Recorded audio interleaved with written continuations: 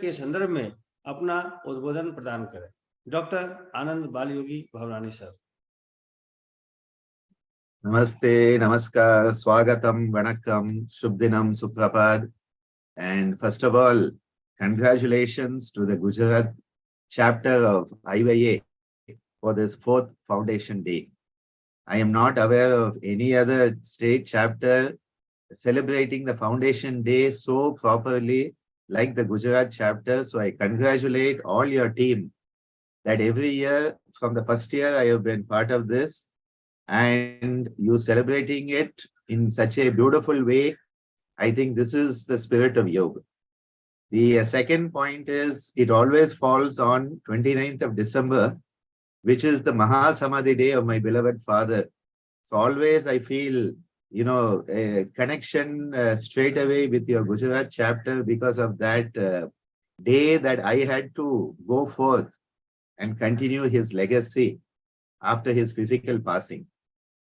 I would like to offer my respects to Dr. S.P. Mishra ji, one of the very beautiful, benevolent seniors of the Indian Yoga Association.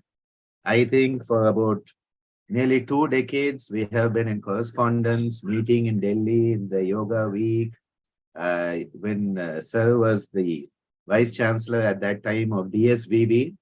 And since then, through so many meetings, his beautiful Margadarshan that he gives us and the prem that he gives us, the love. In fact, last week, 2 weeks ago, I had sent a message to him about a new book we released this morning with Subodhji and Chinmayji. And immediately Mishra ji gave beautiful blessings to me. So to have you here on the screen, Ji, it's a very special today. So my pranams to you. My beloved Subodhji, the very, very amazing yogi of modern India, and someone who lives the principles of yoga in letter and spirit. I have again known Subodhji, I don't know, I think our whole life we have known each other because of my father's connection with Kaivalya Dhamma. And I have seen how a young person can grow up in a traditional ashram, take up responsibility, and not only for his own institution, but for IYA also, and for the cause of yoga itself. So such a pleasure again, second time today to be with you, Subodhji, and share space. And your Gujarat team, Acharya Birju Maharaj. What an amazing yogi you are. And what amazing directions you are giving to the concept of the Yoga Darshan right down into the genomic level. I think this is something which is unparalleled in the whole world. I have been part of your discovery of this concept. I will never say invention. It is discovery because the concept is there. Someone has to have the vision to discover it. Yoga was never invented. Yoga was discovered. Same way, you are discovering these dimensions that have been hidden from modern people. And I deeply appreciate the way you are taking Gujarat forward. My pranams to you, Ji, and the beautiful team. Meetal, Shah, what a beautiful effort you're always making through your Life Foundation and the work you are doing. Rajiv Kumar Mishra Ji, always in contact with me. Sir, did you get the link? We are doing, are you going to be with us? And Shailesh Ji, such a pleasure to be with you here. I will spend a few minutes on the topic because this is a felicitation event, but the topic is science and yoga. Now in modern times, we tend to think that either you can have science or you can have spirituality. Now this dichotomy, this dvidiyam, this duality occurred in the Renaissance in Europe. So in Renaissance time in Europe, they divided. Either you can be on the path of spirituality or you can be part of science. You cannot have both. And so they often say you cannot have your cake and eat it too. They say this is this, that is that. But in India, we say We will make our gulab jamun, we will eat it and we'll have it also. That is our Indian attitude. Iti, iti. We say that is also can be there, this also can be there. And in Indian culture, the culture of Sanatana Dharma, we understand science and spirituality are two eyes that give us the panoramic vision of the whole universe. This is why all the Shad Darshana, if you look at all the Shad Darshana, of which yoga is one, with its sister, which is elder sister, which is Sankhya, what we find is all of them have a scientific approach, but all of them have a spiritual approach. So the Shad Darshana, you cannot say these are only spiritual. You cannot say they are only scientific. They are bringing together science and spirituality in a harmonious sense of oneness. That is that Ekam. So from Dvitiyam, which is the Western approach, science and spirituality are two sides of the coin. We say no two sides, they are the same coin. There are no sides. It is only one. And that is why it is never difficult for us to understand that the Yoga Darshan given by Maharishi Patanjali is a purely scientific, spiritual discipline. So it is not just scientific, it is not just spiritual, it is a scientific, spiritual discipline, that is yoga. So we have the scientific methodology. Maharishi Patanjali tells us so beautifully. He says, Pratyaksha Anumana Agama Pramanani. He says Pramana is there. And we need Pramana to understand what is happening around us, to understand what is happening inside us. Without Pramana, if it is Viparyaya or Vikalpa, we are lost. So he says, for that Pramana, you have to have Pratyaksha, which means you should keep your eyes open, you should keep your mind open, you should keep your heart open. You have to be open to understanding the external world and the internal world, Pratyaksha. The second, Anumana. Not just the direct experience, you should be able to understand what lies behind that experience. When this is happening in my sadhana, what is happening? Why is it happening? What is the root cause? Heya, hetu, hana, upaya. Again, Maharishi Patanjali gives us the foundation of Yoga Chikitsa. So, heya, hetu, hana, upaya. It is not all through Pratyaksha. You need a lot of Anumana also. You have to have the intellectual capability. You have to have the Viveka Buddhi.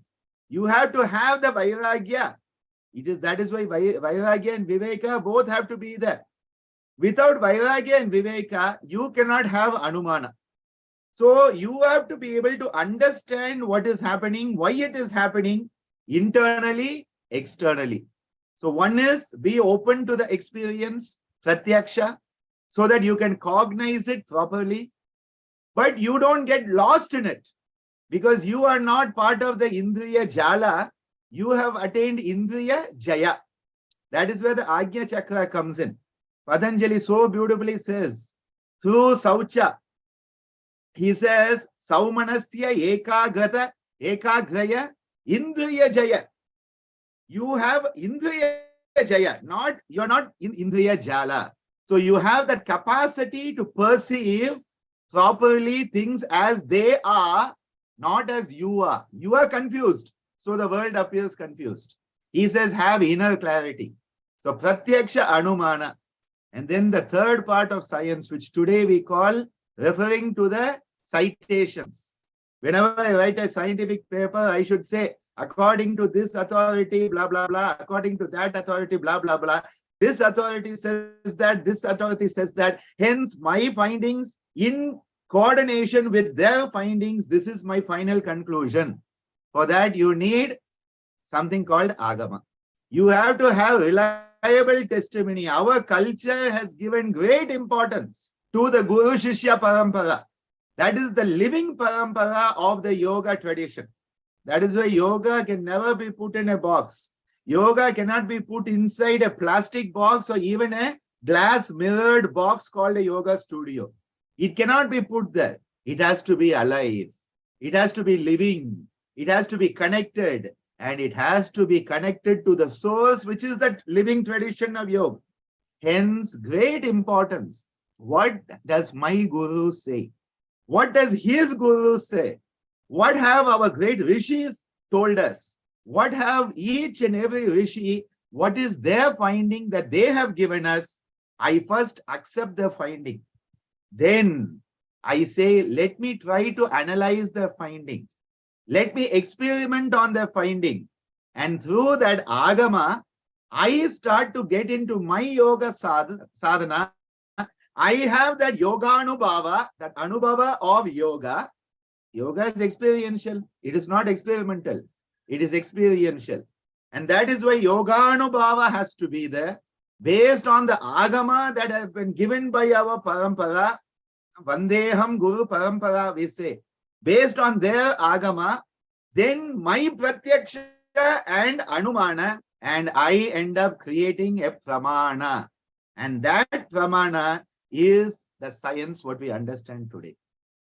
Hence, it is not that only when doctors started doing research in yoga that it became scientific. Again, we have a very big mistake in this. We think only when the scientists studied yoga, it became scientific. Yoga has always been scientific. Yoga has always been spiritual, not just when somebody comes and starts to give an bhashan, it becomes spiritual. No. Yoga has always been spiritual. Yoga has always been scientific. And it is only ignorance. It is only ignorance that thinks yoga has to either be spiritual or scientific. Now that spiritual is another big problem, because we confuse what is spirituality and what is religion. Yesterday I had a question from someone. They said, it is said yoga is non-religious. Then why you are teaching the Gayatri mantra? Isn't that religious? I said, see, you are confusing. The spirituality of Indian culture is not based on form. It is based on anami, akalpa, akala, arupa. But in order to get to that nirguna parabrahma, we go through certain saguna methodologies. The saguna form, where I say, oh Lord Ganesha, ekadantam chaturhastam pashamankushadaridam. All of this I am giving the form of Ganesha to help my mental process focus. Because when you focus your mind, it becomes powerful. A mind that is not focused is useless. A focused mind is useful. That is why we want to move Sarvartha Ekagratayo Kshayodayo, says Patanjali Maharishi again. From Sarvartha, a scattered mind, to a focused mind. That Ekagrata is the beginning of the whole internal Antaranga Yoga, Samyama practice. And nobody wants to look at the Vibhuti Pada and Kaivalya Pada. Everybody looks at the Sadhana Pada, Samadhi Pada and Sadhana Pada. And the moment in the Vibhuti Pada, they get that last three, Dharana, Dhyana, Samadhi, they say, yeah, I know the Yoga Sutra. If we don't go through the Vibhuti Pada, we will not understand the science of yoga. And if we don't go through the Kaivalya Pada, we will not understand the spirituality of yoga. Hence, it is essential when we talk of science and spirituality that we realize we don't need modern science to validate us. Then why do I do research? I do research for my own understanding, not to validate yoga. I am not trying to prove what the rishis said. I am trying to understand for my sake. What they have said is already satyam. Satyam, Ritagum Satyam is already there. I am trying to understand through my efforts of scientific research so that my understanding is expanded. So we are not doing research to prove yoga. We are doing research to understand yoga. And I think this is a very important difference, that the modern scientists, so many medical doctors have come into yoga. They are doing research to prove yoga. But the yogis go into research not to prove yoga, but to understand yoga. And that is why we need to approach yoga as a science, as a spirituality. And it is that spiritual science of human being, that manifesting that divine. As Mithalji said, that journey of the self through the self to the self. Uddhavet Atma Atmanam, says Bhagavad Gita. Nobody can do it for you. You have to do it for yourself. So with this message, I thank the Gujarat chapter for giving me an opportunity, a platform to share these thoughts that we are the children of Mother Yoga. Let us always be loyal to her. Let us be responsible for her. And let us stand up for her at all times. Namaste, Dhanyavadaha. Thank you.